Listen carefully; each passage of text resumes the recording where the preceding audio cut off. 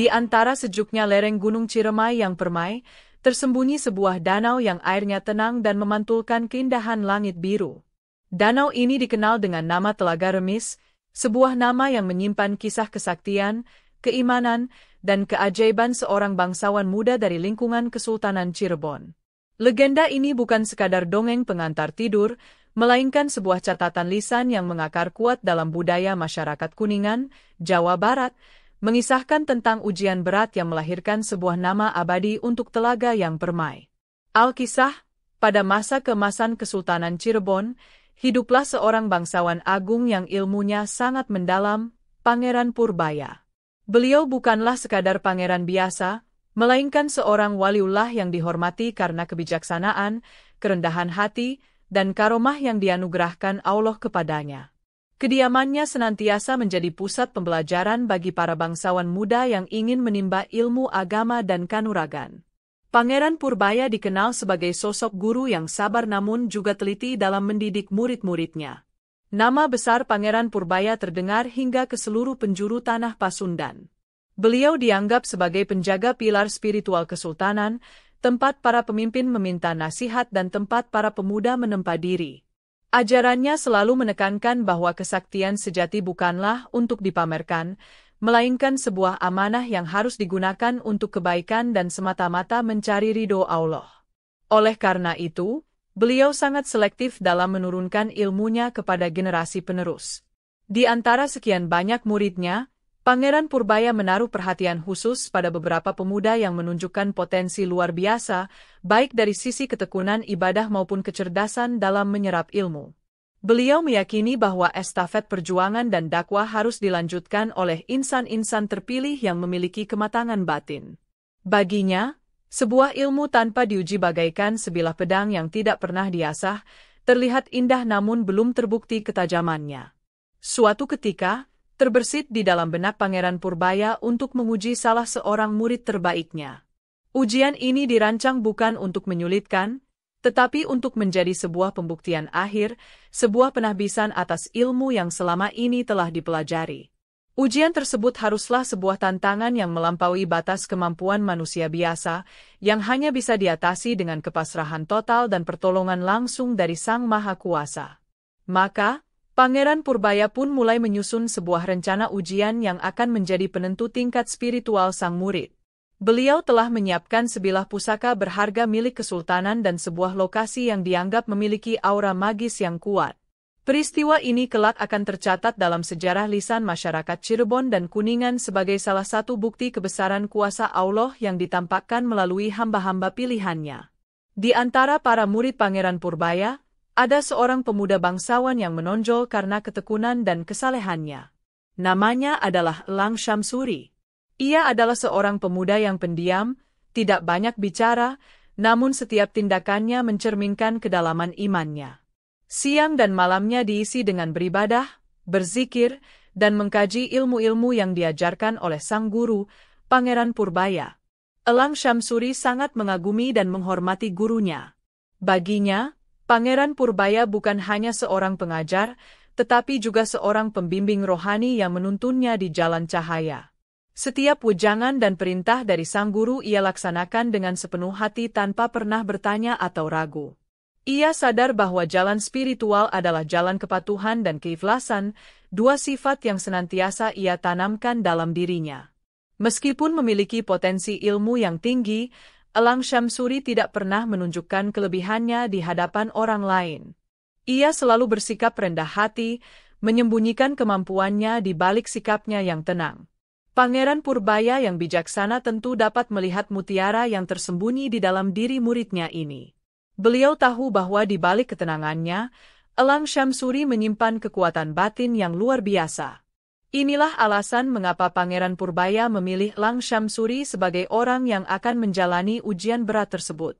Sang guru ingin memunculkan potensi terpendam itu ke permukaan, bukan untuk kesombongan, melainkan agar kelak ia siap mengemban tugas-tugas yang lebih besar bagi kesultanan dan syiar agama.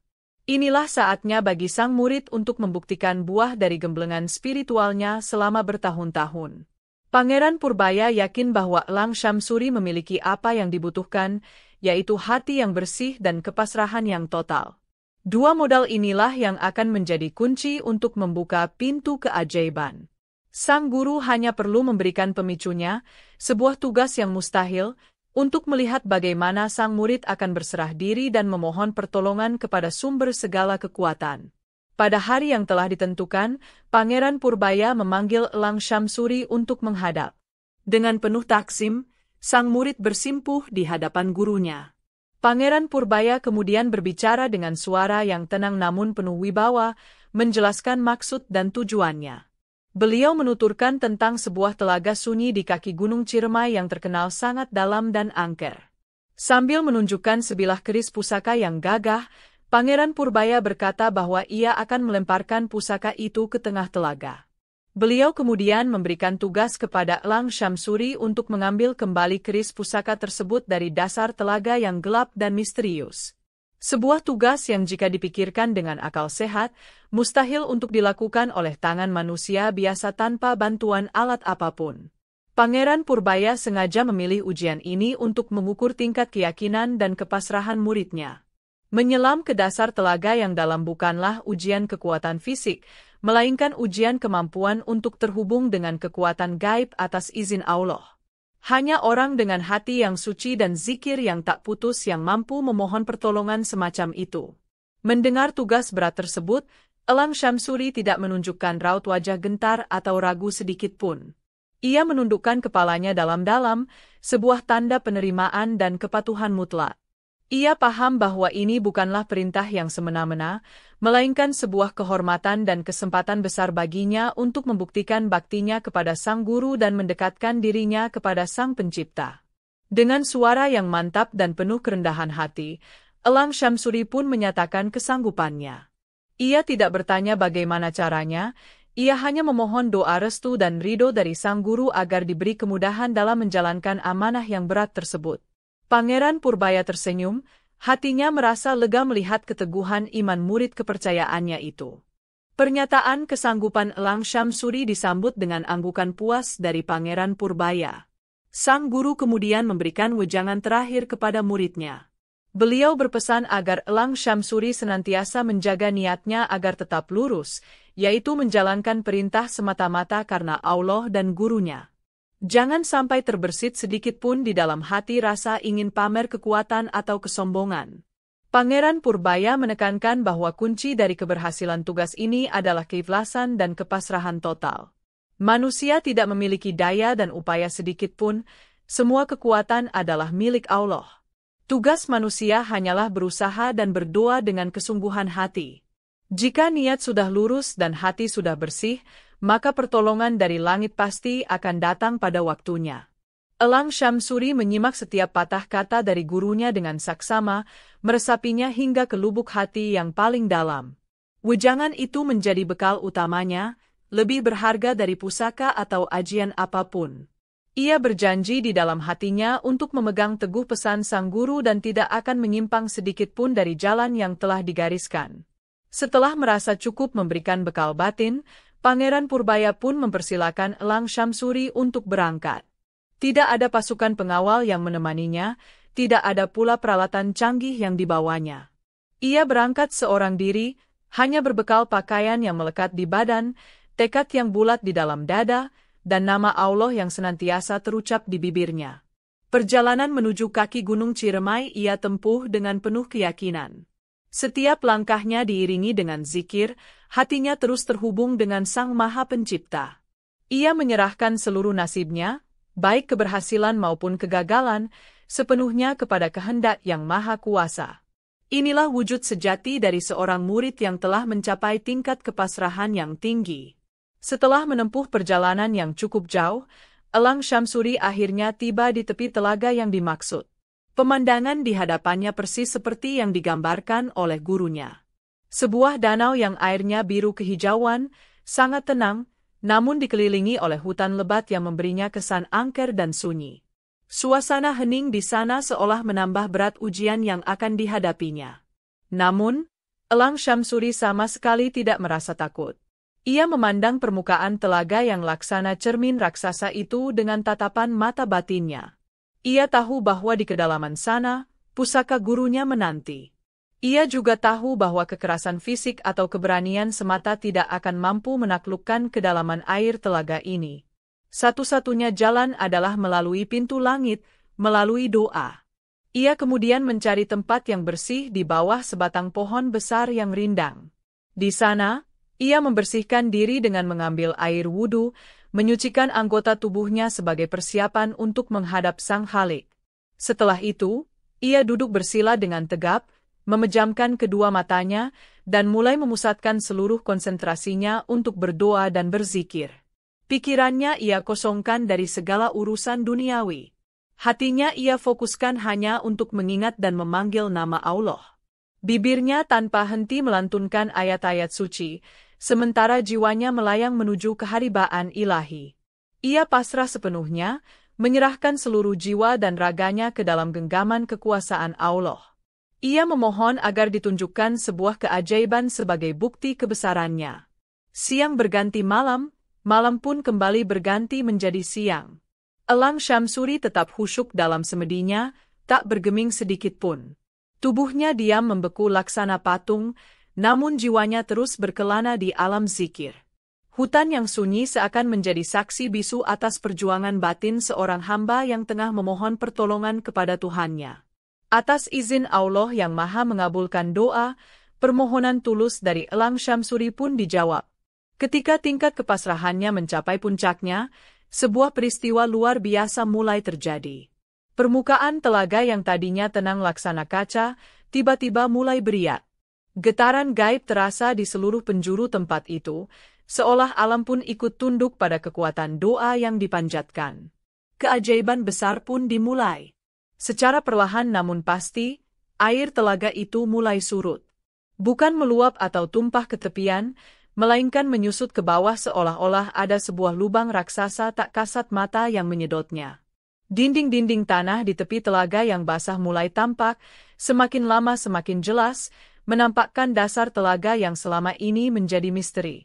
Elang Syamsuri tetap dalam semedinya, namun ia bisa merasakan energi luar biasa yang sedang bekerja di hadapannya. Peristiwa itu adalah bukti nyata bahwa doa yang dipanjatkan dengan hati yang bersih dan ikhlas tidak akan pernah sia-sia. Kekuasaan Allah sedang ditunjukkan secara nyata, membuktikan bahwa tiada yang mustahil baginya. Hingga pada akhirnya, seluruh air di dalam telaga itu surut sepenuhnya. Dasar telaga yang luas kini terhampar, hanya menyisakan lumpur basah dan genangan-genangan kecil. Di tengah dasar telaga itu, tampak berkilauan sebilah keris pusaka milik Pangeran Purbaya, tergeletak di atas lumpur, persis di tempat ia dilemparkan. Sungguh sebuah pemandangan yang agung dan di luar nalar manusia. Setelah seluruh air surut, Elang Syamsuri perlahan membuka matanya. Ia menyaksikan pemandangan menakjubkan di hadapannya dengan penuh rasa syukur. Ia tidak terkejut, karena ia yakin sepenuhnya pada kuasa Allah. Dengan tenang ia mengucap hamdalah, memuji kebesaran Tuhannya yang telah menjawab doa seorang hamba yang lemah seperti dirinya. Saat Elang Syamsuri hendak bangkit untuk turun mengambil keris, matanya menangkap pemandangan lain yang tak kalah menakjubkan. Seluruh permukaan dasar telaga yang berlumpur itu ternyata dipenuhi oleh jutaan kerang air tawar berukuran kecil. Kerang-kerang itu, yang dalam bahasa Sunda dikenal dengan sebutan remis, berkelip-kelip saat cangkangnya memantulkan sisa cahaya. Pemandangan jutaan remis yang menutupi dasar telaga itu merupakan sebuah tanda, sebuah anugerah lain yang menyertai keajaiban surutnya air. Elang Syamsuri memahami ini sebagai isyarat dari Allah untuk mengabadikan peristiwa tersebut. Ia merasa harus memberikan nama pada tempat ini sebagai pengingat akan karomah besar yang baru saja terjadi.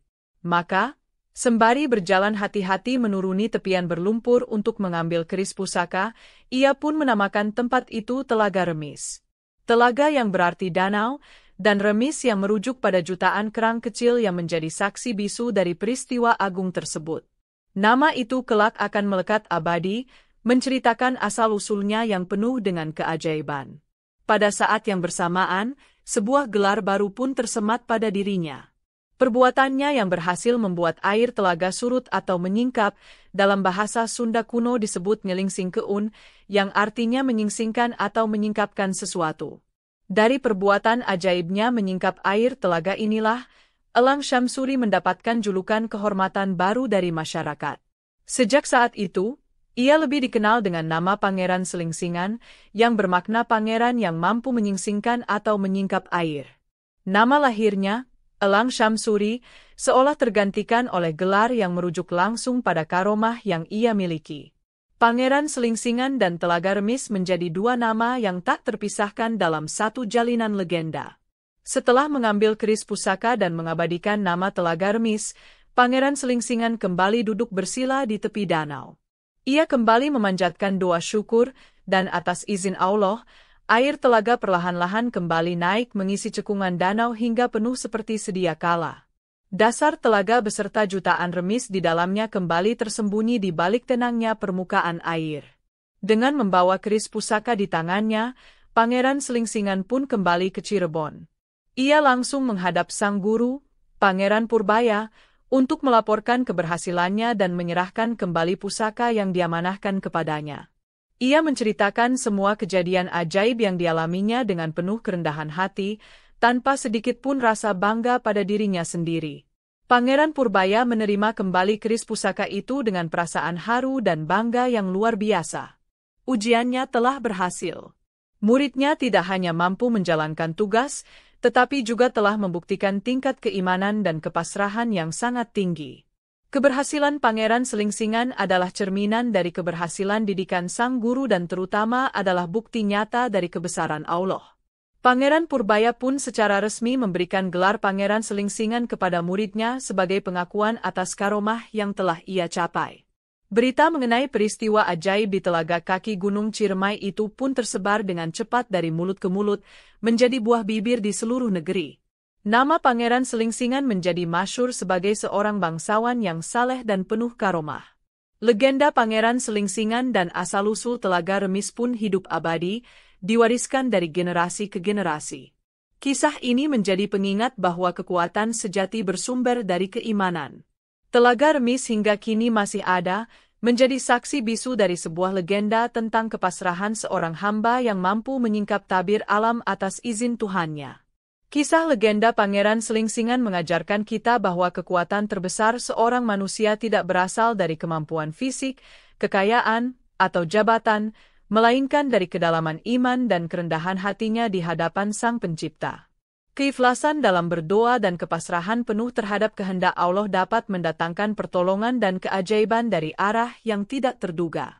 Legenda ini juga mengingatkan kita bahwa setiap amanah, sekecil apapun itu, harus dijalankan dengan penuh tanggung jawab dan niat yang lurus, karena disitulah letak keberkahan yang sesungguhnya.